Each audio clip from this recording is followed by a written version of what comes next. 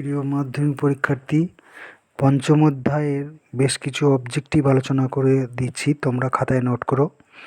বিশ্বের ইতিহাসে প্রথম ছাপা বইয়ের নাম কি? হীরক সূত্র। প্রথম বাংলা অক্ষরের নকশা কে নির্মাণ করেন? Charles Wilkins. বাংলার মুদ্রণ শিল্পের জন্মদাতা কে ছিলেন? Charles Wilkins. A grammar of the Bengali language কার লেখা? Nathaniel Brassey Halhed. বাংলা অক্ষরে বাংলা ব্যাকরণ কবে প্রকাশিত হয়? 1778 খ্রিস্টাব্দে। গঙ্গা কিশোর ভট্টাচার্য কে ছিলেন? প্রথম বাঙালি সাংবাদিক, মুদ্রাকর ও প্রকাশক। বাংলা ভাষায় প্রকাশিত প্রথম মাসিক পত্রিকাটির নাম কি? কত সালে কার সম্পাদনায় এটি প্রকাশিত হয়? দিগদর্শন। 1818 খ্রিস্টাব্দে।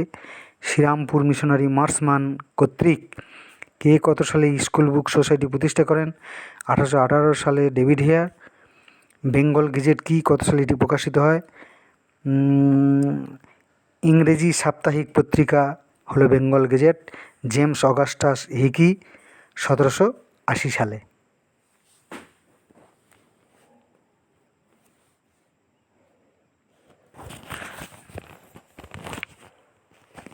1 মিনিট 16 সেকেন্ড।